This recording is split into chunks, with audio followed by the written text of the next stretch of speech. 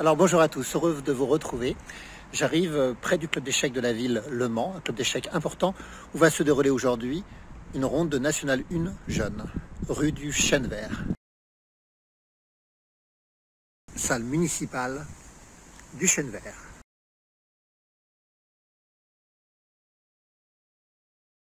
Et on ouvre. Et voilà, c'est ici. Alors bonjour à tous. Ce week-end, j'étais dans la ville du Mans pour des matchs de National 1 jeunes. Alors qu'est-ce que c'est que ça? Alors déjà, la National 1, c'est une division assez haute, hein, c'est la deuxième division la plus haute. Au-dessus, c'est le top jeune. Donc la National 1 jeune, c'est quand même des jeunes très forts. Et ce sont des matchs par équipe de 8 joueurs qui affrontent donc 8 joueurs d'autres équipes, d'autres clubs. Il y a 2 joueurs qui doivent être de moins de 10 ans, 2 joueurs de moins de 12 ans, 2 joueurs de moins de 14 et 2 joueurs de moins de 16. Et évidemment, c'est le résultat d'équipe qui fait gagner une équipe ou pas. Et donc, je vais vous montrer quelques vidéos, quelques séquences vidéo de ce regroupement, parce qu'il y a plusieurs équipes qui se sont retrouvées dans la ville du Mans pour disputer leur match de national jeune. Je vais vous montrer quelques vidéos de ces moments-là, ainsi qu'une partie de César Texier. Alors César Texier, c'est mon joueur le plus fort actuellement dans l'équipe, avec une joueuse qui s'appelle Émilie Nègre également. Et après, je vous montrerai quelques interviews, notamment du président du club de Mans, mais également de Christophe Casemans, qui est le président du club de Nomade Paris, un des plus forts clubs parisiens, si ce n'est le plus fort club. Ils ont fini 3e club d'ailleurs au championnat de France jeune. Alors c'est une partie que César Texier n'a pas joué en National Jeune, parce qu'il a voulu plutôt que je montre cette partie, qu'il a joué au championnat de France d'Albi en 2022. Donc il avait les blancs, il joue E4. Il ouvre avec le pion roi. C5 la sicilienne.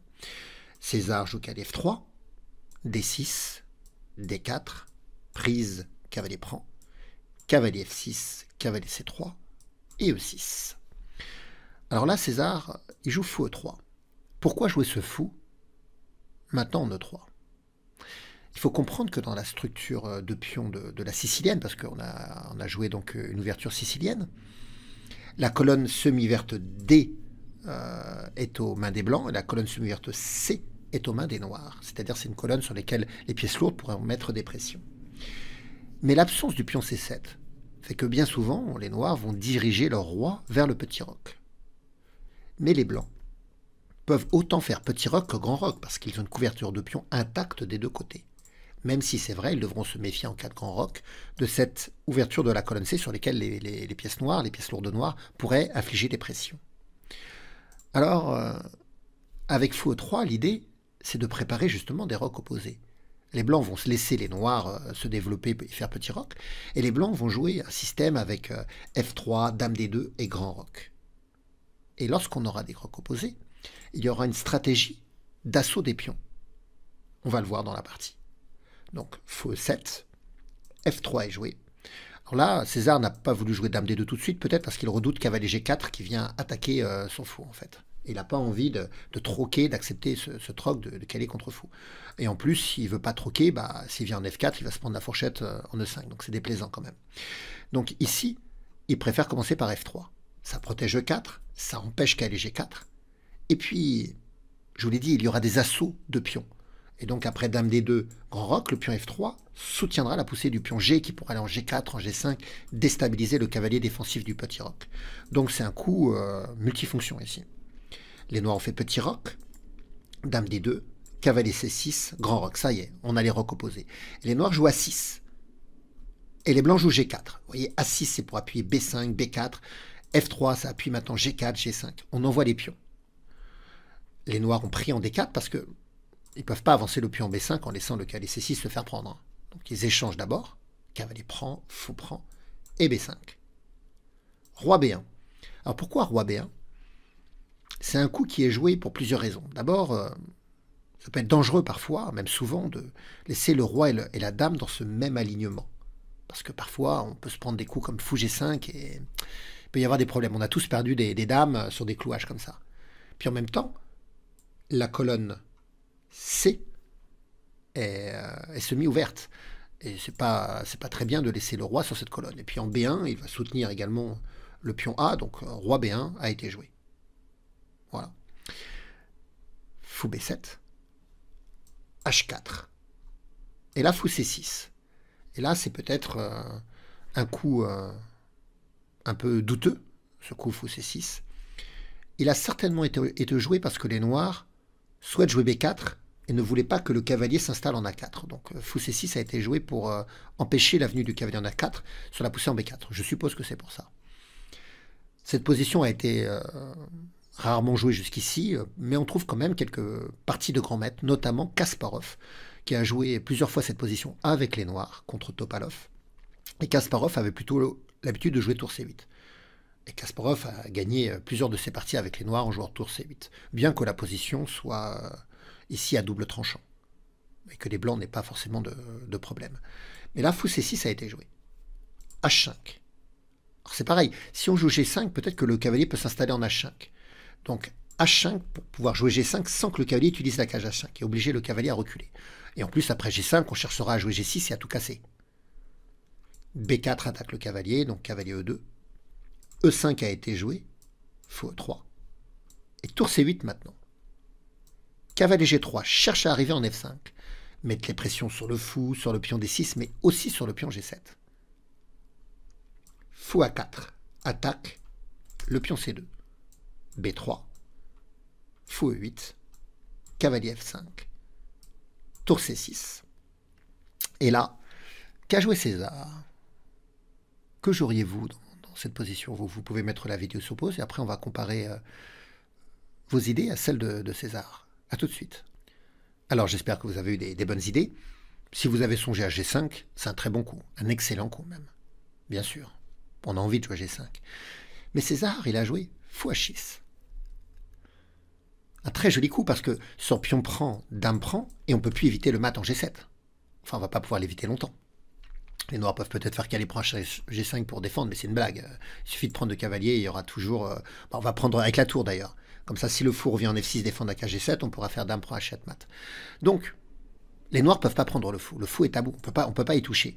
Mais en même temps, le cavalier et le fou attaquent le pion G7. Si les noirs jouent G6, ça peut permettre d'ouvrir, on peut prendre le fou, on peut prendre la qualité avec échanger le fou contre la tour. Ça donne, ça donne un avantage matériel, mais également une très forte attaque contre le roi noir.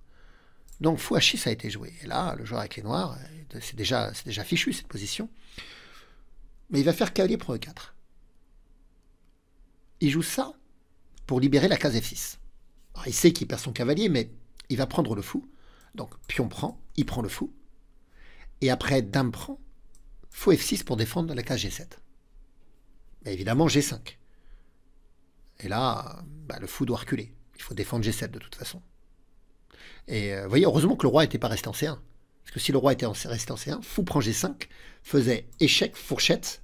Le fou est protégé par la dame, et donc ça gagnerait la dame blanche. Donc ici, fou H8. Et G6, bien sûr. On vient frapper. On menace dame prend H7 mat. Donc prise, et là. Encore un très joli coup de César, très astucieux.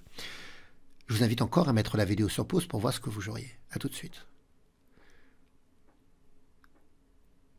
Alors, quelle idée avez-vous? Alors, si on prend G6, certainement le fou va reprendre. Alors, on pourrait s'intéresser à fou C4 échec, pour obliger les noirs à mettre une pièce en F7, qui sera clouée. Par exemple, si les noirs jouent fou F7, maintenant on peut prendre en G6. Le fou ne peut pas reprendre. Et on menace dame prend H7 mat. Et si le pion prend, dame prend fou mat. Donc, cette idée de fou C4 est intéressante, sauf que sur fou C4, les noirs peuvent sacrifier la qualité pour essayer de survivre un petit moment. Ils peuvent faire tour prend fou, pion prend. Ils perdent la qualité, mais au moins, ils évitent de se remettre immédiatement. Alors, revenons à la position. Et c'est là que César a joué un coup brillant. Il a envie de jouer sous fou C4, mais sans se prendre tour prend fou. Donc il a joué tour prend D6, magnifique. Attaque dame et tour. Alors l'adversaire prend. Et maintenant, fou C4 échec. Alors si les noirs jouent fou F7, on prend. Et on menace l'attaque sur la colonne H. Alors les noirs, ils ont joué tour F7, mais ça ne change pas grand-chose, on prend quand même. On menace toujours dame prend H7 échec, parce que la tour ne pourra pas reprendre, hein, elle est clouée. Et après, roi F8, on pourra prendre le fou et faire mat. Donc les noirs prennent avec leur tour en G6, dame prend H7 échec, roi et fuite. Dame prend, fou échec, tour G8. Dame H6 échec, tour G7. Et là, allez vous trouver le coup gagnant, la combinaison finale de César. Vous pouvez mettre une dernière fois la vidéo sur pause pour voir l'enchaînement gagnant. Une combinaison qui mène au mat. A tout de suite. Alors, ici, comment gagne-t-on? Eh bien, César, il a fait Dame prend tour. Magnifique sacrifice de Dame qui va donner un mat très collaboratif. Parce que maintenant, on joue tour H8. Le cavalier contrôle la case noire, le fou la case blanche. Donc, on est obligé de jouer tour G8. Et tour prend fou mat. Avec le fou qui protège la tour en contrôlant F7. Le cavalier qui contrôle les cases E7 et G7. C'est un magnifique mat. Voilà, j'espère que vous avez apprécié le jeu de César et cette attaque de roc opposé contre la défense sicilienne. Ça vous donne une idée un peu des jeunes joueurs qui jouent dans ces matchs par équipe. Et puis, vous pouvez me laisser des commentaires, des pouces, partager la vidéo. Et on se retrouvera bientôt pour de nouvelles aventures. Au revoir à tous. Alors, bonjour Christophe. Bonjour Marc. Alors, parle-moi un peu de toi Christophe. Tu es un artiste ? Écoute, je sais pas, oui, enfin, en tout cas, moi je viens du théâtre. J'ai exercé professionnellement pendant de nombreuses années, soit en mettant en scène, soit en étant acteur. J'ai joué dans des beaux théâtres comme les Célestins à Lyon, le rôle de Pyrrhus par exemple, dans Andromaque, dans une très belle mise en scène. Vous avez des trucs formidables, il y a 1000 spectateurs dans la fosse. Et donc, mais j'ai toujours parallèlement aimé les échecs. Et je jouais d'ailleurs en tournée avec des acteurs, j'avais des échanges avec des acteurs russes et on jouait aux échecs tout le temps. Ou dans les cafés, en m'amusant. Et puis, au fil du temps, j'ai donné des cours dans les écoles et je suis tombé sur 4 enfants. J'aurais dit, mais c'est dommage qu'on n'ait pas un club parce que ils voulaient s'exprimer, quoi. Ils voulaient connaître un peu la compétition. Donc c'est comme ça que tout a démarré il y a 13 ans maintenant. Au bas de l'échelle, quoi, hors National 5. Et puis après, on a gravi les marches avec Nomade Échecs. Oui, alors tu es dans le club parisien Nomade Échecs, un excellent club qui a fini 3e club au dernier championnat de France jeune. Hein. Oui. Et les entraîneurs qu'il y a à Nomade, il y a Olivier Renet. Ouais. Il y a Jean-Baptiste Mulon. Jean-Baptiste Mulon. Il y a Emmanuel Neyman. Oh là là, dis donc, t'as une... Et même Chabanel, et Stéphane Chabanel. Tu sais que c'était mon formateur pour le DAF. Ah ouais. Alors Ah ouais, dis donc, t'as les meilleurs entraîneurs, là. En fait, je me suis appliqué... En fait, j'ai suivi la progression des enfants. Et lorsqu'on avait des enfants qui progressaient très vite, je me suis dit, il faut que je bâtisse une équipe d'entraîneurs où les mecs s'entendent bien, qu'ils soient forts, naturellement, mais en plus qu'ils aient un sens du contact, de l'humour, comme moi j'apprécie venant du théâtre, dans tout ça. Et j'ai essayé de bâtir cette petite équipe. Et là, j'ai trouvé mes 4 piliers de la sagesse, quoi, on peut dire. Avec une grosse expérience. Hein. C'est des top entraîneurs. Voilà. Ils sont formidables, les 4. Ils sont différents, légèrement. Enfin bon, c'est super, quoi. Et là, le dernier que j'ai recruté il y a 2 ans, c'est Olivier Renet. Et puis qui est un type super, qui est hanté, quoi, qui est possédé par les échecs, quoi. Alors moi je savais pas, mais j'ai appris depuis qu'il avait joué et gagné contre Tal en compétition. Alors ça m'a fasciné. Incroyable. Ouais. Et la partie, on peut la retrouver. Je vais regarder si je peux la montrer sur la chaîne à nos abonnés. Ouais. Et Olivier, donc un des deuxième GMI français, enfin dans l'ordre chronologique après Bachar. Dans l'obtention du titre de grand maître, il a été le deuxième à l'obtenir, avant Joël Lautier. Ouais, je crois. Il me semble. À moins que je dise des bêtises. En tout cas, dans les 3 premiers, quoi. Dans les tout premiers. Au tout début, puis c'est un mec formidable, mais qui est vraiment passionné. Il était secondant de Karpov. Tu vois, la chance pour moi qui a formé le club au départ en partant de rien, en ne sachant pas grand-chose, ni des grandes histoires du jeu, ni de tout ça. Me retrouver à coude à travailler le mercredi avec un homme de cette trempe-là, quoi. C'est formidable. Et là, on se retrouve donc dans la ville Le Mans pour ce regroupement d'équipes jeunes qui disputent la Nationale 1 jeune. Nos équipes se sont déjà jouées. Hein. Vous avez gagné, mais on n'a pas démérité. On a souffert. Et tu as été consultant principal pour le film Fahim. Oui. Alors comment ça s'est passé? En fait, il cherchait. J'étais chez André Rasner pour une raison différente. Je commandais des coupes avec André Rasner. Alors, André Rasner, c'était l'ancien président de la Ligue d'Île-de-France des échecs. Voilà, voilà. Ouais. Il arrive un mail chez lui où là, une personne dit on cherche un type pour faire ça. Et c'est tombé sur toi. Bah, André me dit appelle. Oui. Il dit c'est un peu ton truc, en plus tu as fait du spectacle et tout, donc et j'ai appelé et puis ça s'est bien passé parce que j'ai été pris et puis alors il se trouve que l'acteur principal Gérard Depardieu. C'était Gérard Depardieu. Alors bon, il y a la double peine quand ça va pas bien, mais là c'était double bonheur quoi. J'avais dans les échecs et en plus Gérard en face de moi. Et le film Fahim, c'est donc l'histoire vraie de Fahim. Fahim Mohammad. Ouais. Voilà. Ouais. Son histoire vraie, lorsqu'il a été, il a obtenu d'ailleurs grâce à. Et d'ailleurs, ce qui est très drôle, c'est que moi, lorsque Fahim Mohammad est apparu sur la scène des échecs, c'était au championnat de France à Nîmes, et c'était la première année où moi j'accompagnais des enfants du club qu'on avait formé qui s'étaient qualifiés pour les France. Et donc c'était la première fois où je voyais ça, et je l'avais vu jouer à l'époque. Donc je me souvenais en plus de sa gestuelle, de certaines choses comme ça. Et le petit qui jouait le rôle de Fahim Mohammad dans le film, bah, je lui ai appris à jouer avec un style de jeu avoir la même gestuelle. Oui, voilà. Dans des choses aussi, des postures, aussi se balader et tout. Enfin, c'était fascinant, c'était super. J'avais un petit rôle aussi, en tant qu'arbitre. Oui. Ben, le rôle d'André Rasner d'ailleurs. Ouais. Le rôle de président de la Ligue, oui, je sais. Même si physiquement on s'en ressemble pas beaucoup. Non, mais il y avait quelque chose de savoureux. C'était drôle, en plus. C'est vraiment une très belle expérience. Et c'est à cette occasion qu'on a pu nouer nos premiers contacts ensemble, d'ailleurs, qu'on a pu quand même commencer à pas mal discuter. On s'était vu avant lors des championnats de France scolaires, parce que toi tu travailles beaucoup dans les écoles d'Orsay, mais moi je donnais des cours à l'époque à Paris et j'aimais bien accompagner. J'ai toujours eu ça. J'aime bien accompagner les enfants le plus possible. Et donc j'avais des petits dans les écoles et qui se qualifiaient pour le championnat de France. On s'était rencontrés à plusieurs occasions. Là.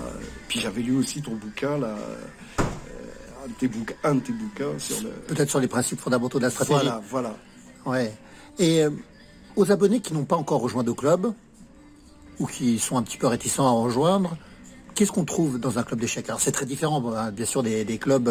Pour les jeunes, tu veux dire? Parce que nous même si on joue en compétition adulte, c'est pour pousser nos enfants à jouer aussi des compétitions adultes pour leur donner une formation, une structure plus solide. Ce qu'on trouve surtout, c'est l'aventure. C'est ce qu'on trouve aussi dans ce qu'on fait quand on est gamin et qu'on a des passionnés comme nous qui aimons la même chose. Et on se retrouve, nous à Nomade, maintenant on est à peu près 80 et on a 5 groupes de niveau et les enfants d'une force égale se mesurent entre eux, se mesurent vis-à-vis de l'entraîneur qu'ils ont. Et cette émulation, ça crée, c'est comme un bouillon de culture, quoi. Ça fermente, ça foisonne, ça y va, ça chambre. C'est un vrai travail d'équipe pour un sport qui est vraiment solitaire. Et vous accueillez tous les enfants de tout niveau à Paris? Oui.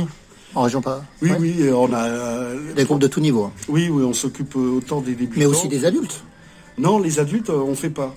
Ah, un nomade, pas encore, ou non, ça sera problème de salle? On l'a juste fait un peu, et là, Emmanuel Neyman continue à faire par visio des petits cours le samedi pour les adultes. Mais ça, c'est très bien, c'est Emmanuel qui s'en occupe, c'est formidable. Emmanuel Neyman, il a écrit aussi des super livres. Hein. Ah oui, le coup invisible. Ouais. Et le dernier, là, a été sur la méthode Carlson. Formidable. La méthode Carlson, mais j'ai pas entendu parler de ce livre. Un livre qu'il m'a offert, qui est formidable, en anglais. Ah, il l'a fait en anglais? Ouais, mais qui est formidable. Un livre où il essaie de décrypter, d'analyser ce qu'il a appelé la méthode Carlson. Bah, je vais essayer de lui en acheter quelques-uns et le proposer en vente dans ma boutique en ligne. Et en tout cas, dans ce qu'on trouve au club aussi, c'est ce qui lie les uns et les autres, surtout à une époque où on est de plus en plus fragmenté, je trouve, un petit peu isolé, chacun dans son coin. C'est super beau de voir comment, là, lorsqu'il y a eu le Covid, par exemple, tu te rappelles, on a essayé de créer des compétitions en ligne et tout. Moi, j'ai beaucoup d'enfants qui se sont mis aux échecs parce qu'ils ont découvert ça, parce que tout passait par Internet, et aussi pas mal qui ont décroché parce qu'il leur manquait ce contact. Là, ce qu'on fait là en ce moment, là, en National 1 au Mans, là, c'est génial. Ces matchs par équipe, là où il y a des grands, des 14 ans, des 12 ans, des 10 ans, des 8 ans. Ils sont tous ensemble, c'est une équipe, c'est comme un petit navire qui va dans la même direction, qui essaye de faire les mêmes choses, le voyage en train, la nuit à l'hôtel. Enfin, ça raconte des trucs. Quand on a 8 ans, 10 ans, c'est formidable, quoi. Oui, c'est vrai j'ai pas expliqué, mais les matchs de National 1, même tous les matchs par équipe, chez les jeunes, c'est 8 jeunes d'une équipe, d'un club qui rencontre 8 jeunes d'un autre club, avec des catégories d'âge. Voilà. Ouais. Il y a les moins de 14 ans, moins de 12 ans, moins de 10 ans, moins de 8 ans. Ouais. Voilà, ils sont comme ça. Et puis moins de 16 aussi. Ils s'affrontent, c'est super. Et c'est le résultat d'équipe qui voilà, donc la partie des poussins est aussi importante. Souvent ça se joue à un point et tout. Le petit vaut autant que le grand. Enfin, c'est formidable. Quel est l'enfant qui t'a le plus marqué? Est-ce que tu as eu dans ta trajectoire d'entraîneur, de coach ou d'accompagnant, un enfant qui t'a particulièrement marqué? Oui. C'est indiscutablement... il y en a deux qui me viennent en tête. Il y a Marco Materia, parce qu'on l'a découvert à l'école. Alors ça vient de loin. Il était avec sa blouse, il était en CP, il était tout petit et tout. Il disait rien, au milieu de 40 autres. Et puis, là, ce coup, il fait sa main comme ça et il donnait les réponses. Mais comme ça... Incroyable joueur, Marco Materia. Ouais. Et à un moment, on disait cavalier au bord, cavalier qui dort, on sait pas bien tout. Mais à un moment, il me dit, moi, je fais cavalier H3 parce qu'après, je vais le recycler. Et il employait déjà le mot, comme Gérard Philippe dit, le jardin zoologique. Tu sais, dans la fable, là. Il disait, je vais le recycler. Il avait entendu le mot et tout. Et il se rappelait... Il allait plus loin que les principes généraux, en fait, c'est ça. Plus loin, il avait déjà des idées, derrière chaque coup, il y avait une idée, il n'y avait jamais de choses... donc c'est formidable, et puis on l'a accompagné comme ça tout au long de son évolution. C'est en partie pour accompagner le mieux possible cet enfant que j'ai réuni cette équipe d'entraîneurs formidables autour du projet Nomade, parce qu'il fallait vraiment des pointures, quoi, parce que c'est terrifiant. Et lorsque je t'ai posé la question... j'ai eu l'impression que tu pensais aussi à un deuxième enfant. Oui, Augustin Drouin. Augustin Drouin, parce que, alors Augustin, c'est pas à l'école qu'on l'a rencontré, mais il est venu, il était tout petit, en poussin. Et, il est né c'est un enfant qui est né en 2006, donc quand il était en poussin, je me rappellerai toute ma vie ça. Et les poussins, entre deux parties, ils ont tendance à courir, à jouer. S'ils voient un ballon, ils shootent dedans. Ou en tout cas à se balader et tout. Et Augustin, il s'asseyait sur les marches de là où on était. Et il avait des petits bouquins d'exercices. Et entre deux matchs, il faisait des exercices. Et il continuait à travailler comme ça en tant que poussin.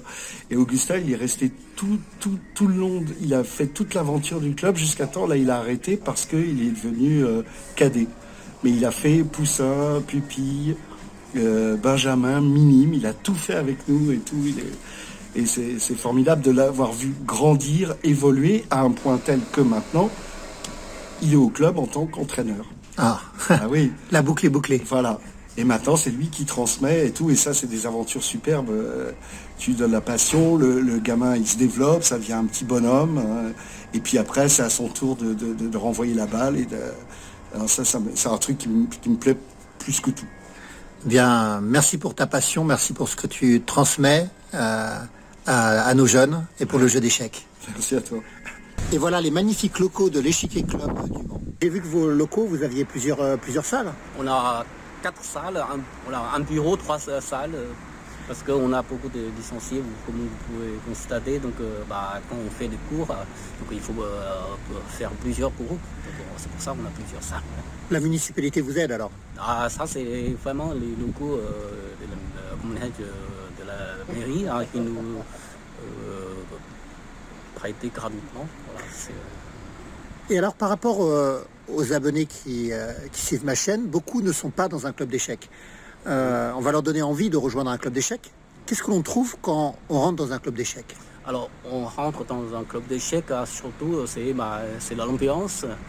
C'est jouer face à face. Je pense que c'est ça surtout. On est joué contre un être humain en direct, face en face.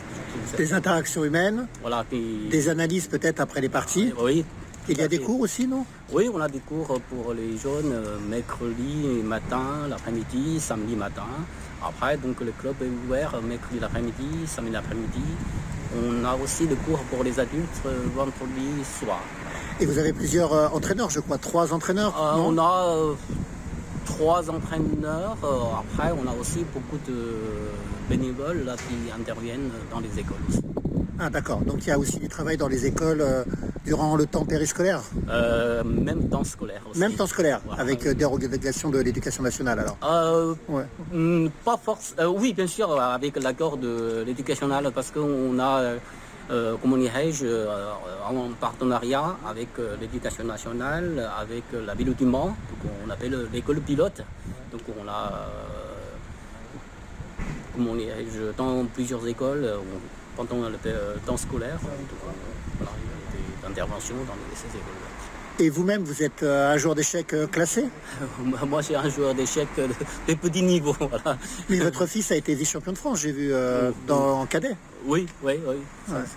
Et il atteint quel classement Elo maintenant?